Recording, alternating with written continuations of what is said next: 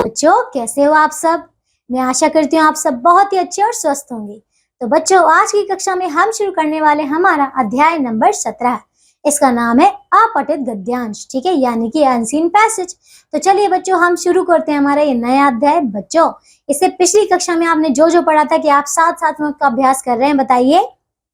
मैं आशा करती हूँ कि आप सभी बच्चे उसका अभ्यास अच्छे तरीके से कर रहे होंगे, ठीक है।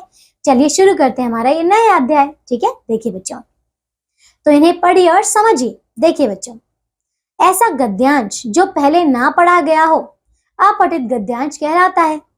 इसमें कोई ऐसा गद्य खंड दिया जाता है जो पहले ना पढ़ा गया हो और उससे संबंधित प्रश्न पूछे जाते हैं। तो बच्चों समझ आया, अपठित गद्यांश का अर्थ यही होता है कि ऐसा कोई भी गद्य होता है, यानी कि कुछ ऐसा आपको विषय दिया जाता है, लिखा हुआ दिया जाता है, जिसको आप पढ़ते हैं और उसके पूछे गए प्रश्नों का उत्तर देते हैं उसी गद्य के आधार पर, ठीक है। चलिए बच्चों देखिए, आप नीचे अपठित गद्यांश का एक उदाहरण दिया जा रहा है, इसे पढ़िए, समझिए तथा अन्य गद्यांशों के उत्तर दीजिए, ठीक है बच्चों। चलिए देखिए यहाँ पे, तो आइए इस गद्यांश को पढ़ते हैं और नीचे पूछे गए प्रश्नों के उत्तर करते हैं। देखिए, एक दिन शाम को कुछ पेड़ों के पत्ते, फूल और फल आपस में बातचीत करने लगे। सभी अपने को सबसे बड़ा बता रहे थे। पत्ते कहते, हम बहुत बड़े हैं, हम सबको छाया देते हैं। फूल बोले, हम बड़े हैं, पेड़ हमसे सुंदरता प्राप्त करते हैं। फिर हमसे माला बनती है और हमें सब घर में सजाते हैं। फिर फल बोले, हमें खाकर सब अपनी भूख मिटाते हैं। दूसरे पेड़ों को जन्म देने वाला बीज भी हमसे ही मिलता है। तभी धरती के नीचे से जड़ बोली, देखिए क्या बोली, अरे भाई तुम मुझसे ही जीवन लेते हो, मैं ना रहूं तो तुम में से एक भी नहीं बचेगा, इसलिए सबका महत्व समझो, ठीक है बच्चों। चलिए तो हमने ये गद्यांश पढ़ लिया है, ठीक है। अब ये गद्यांश जो है ये आपने कभी नहीं पढ़ा है, ये गद्यांश जो है यहाँ पे आपको पहली बार यहाँ पे दिया जा रहा है, ठीक है ना। चलिए अब नीचे दिए गए प्रश्न है, देखिए, तो सही उत्तर पर सही का निशान लगाइए। देखिए पहला प्रश्न क्या है, पत्ते, फूल और फल कब बातचीत कर रहे थे, बताइए कब बातचीत कर रहे थे। तो यहाँ देखिए, एक दिन शाम को, है ना, तो ये है इसका शाम को उत्तर। देखिए शाम के आगे सही का निशान लगा है ना।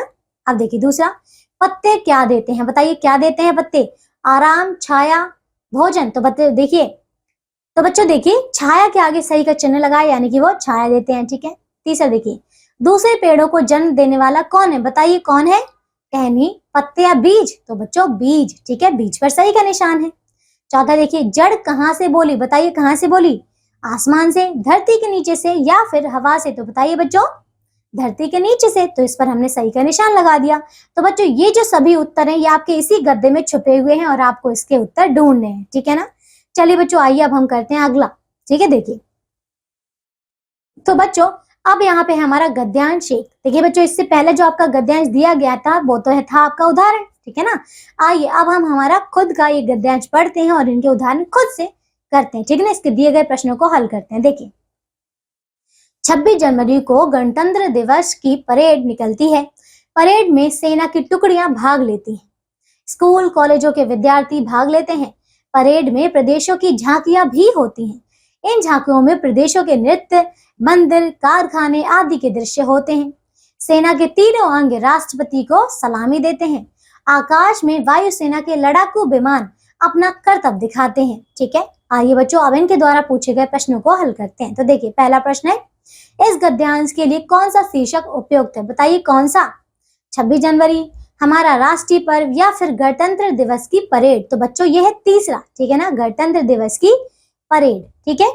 चलिए अब देखिए बच्चों दूसरा, परेड में कौन भाग लेते हैं, बताइए कौन भाग लेते हैं, सेना की टुकड़ियां, स्कूल कॉलेजों के विद्यार्थी या फिर दोनों। तो बच्चों दोनों, अभी हमने देखिए जो भी गद्यांश पढ़ा है तो गद्यांश में इन दोनों का ही नाम आया था, है ना। ये देखिए यहाँ पे देखिए ये रहा है, स्कूल कॉलेजों के विद्यार्थी भाग लेते हैं और देखिए ऊपर यहाँ क्या लिखा था, देखिए सेना की टुकड़ियां, है ना। तो देखिए सभी उत्तर आपके गद्यांश में ही छुपे हैं, ठीक है। अगला देखिए आप तीसरा, सेना के तीनों अंग किसको सलामी देते हैं, बताइए। तो अभी हमने पढ़ा था, बताइए किसको, तो राष्ट्रपति को, ठीक है ना। तो ये इसका दूसरा उत्तर, ठीक है। आइए अब हम करते हैं हमारा दूसरा गद्यांश, ठीक है। देखिए भारत में दो प्रकार के त्योहार मनाए जाते हैं, धार्मिक त्योहार तथा राष्ट्रीय त्योहार, ठीक है। सभी धर्मों के अपने अपने त्योहार होते हैं, परंतु राष्ट्रीय त्योहार सारा देश मिलकर मनाता है। भारत में 3 राष्ट्रीय त्योहार मनाए जाते हैं, स्वतंत्रता दिवस, गणतंत्र दिवस तथा गांधी जयंती, ये हैं आपके तीनों कौन से राष्ट्रीय त्योहार। ठीक है, सभी त्योहारों का अपना अपना महत्व है। गणतंत्र दिवस अपना विशेष महत्व रखता है। यह 26 जनवरी को मनाया जाता है। ठीक है ना। चलिए बच्चों, तो देखिए अब इसका पहला प्रश्न क्या है, भारत में कितने प्रकार के त्योहार मनाए जाते हैं, बताइए कितने। 2 प्रकार के, 3 प्रकार के या 4 प्रकार के, बताइए। तो बताइए, देखिए कहाँ पे है, यहाँ पे देखिए, ये रहा यहाँ पे उत्तर। भारत में 3 राष्ट्रीय त्योहार मनाए जाते हैं। ठीक है, तो ये है आपका इसका उत्तर, दूसरा वाला, 3 प्रकार के। ठीक है, अब देखिए बच्चों इसका दूसरा प्रश्न, सारा देश मिलकर कौन सा त्योहार मनाता है, बताइए कौन सा। धार्मिक त्योहार, राष्ट्रीय त्योहार या कोई नहीं। तो बच्चों ये है आपके राष्ट्रीय त्योहार, ये हमारे पूरे देश में मिलकर मनाया जाता है। ठीक है, तीसरा देखिए अब बच्चों स्वतंत्रता दिवस कैसा त्योहार है, बताइए कैसा, धार्मिक, राष्ट्रीय, दोनों प्रकार का। तो बच्चों ये है आपका राष्ट्रीय त्योहार। ठीक है ना। चलिए अब देखिए बच्चों चौथा प्रश्न, राष्ट्रीय त्योहारों में विशेष महत्व किसका, बताइए किसका। तो बच्चों इसका उत्तर है आपका गणतंत्र दिवस का। ठीक है, चलिए अब देखिए बच्चों पांचवा प्रश्न, गणतंत्र दिवस कब मनाया जाता है, बताइए कब मनाया जाता है। तो ये रहा दूसरा उत्तर, 26 जनवरी को। ठीक है ना। चलिए आइए बच्चों, हमने कर लिए सारे प्रश्न, अब हम करते हैं गद्यांश तीसरा। देखिए 15 अगस्त 1947 वह दिन था जब हमें स्वतंत्रता मिली थी। भारत के इतिहास में वह एक महान दिन था। इसी उपलक्ष्य में प्रतिवर्ष इस दिन स्वतंत्रता दिवस मनाते हैं।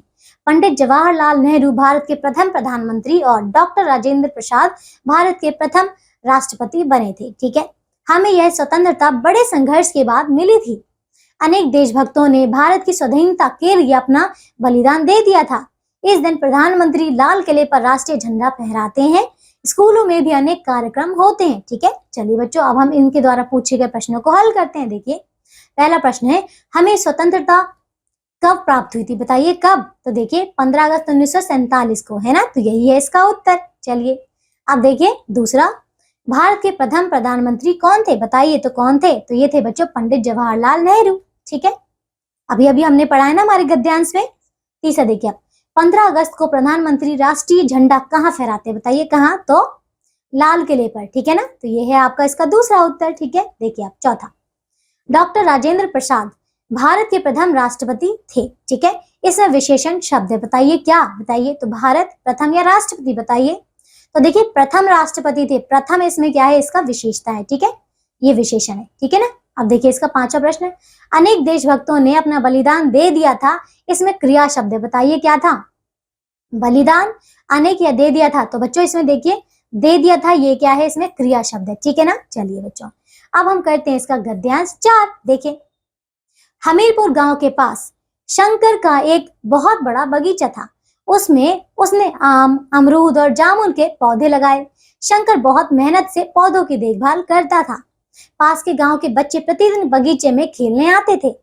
शंकर बच्चों को बहुत प्यार करता था। बच्चे भी काम में उसका हाथ बटाते थे। देखते ही देखते पेड़ों पर फूल और फल आने लगे। शंकर बच्चों को खूब फल खाने के लिए देता था। बच्चे प्यार से उसे शंकर काका कहकर बुलाने लगे। ठीक है, चलिए बच्चों आप देखिए इसका पहला प्रश्न क्या है, शंकर का बगीचा कहाँ था, बताइए कहाँ था। शहर के पास, बस्ती के पास या गांव के पास। तो देखिए बच्चों यहाँ पे इस गद्य के जो पहला है, देखिए पहली ही लाइन में आपको इसका उत्तर मिल रहा है गांव के पास। ठीक है, तो ये है इसका तीसरा उत्तर। ठीक है, गांव के पास। ठीक है, आप देखिए बच्चों अब करते हैं इसका दूसरा प्रश्न। देखिए शंकर पौधों की देखभाल कैसे करता था, बताइए कैसे।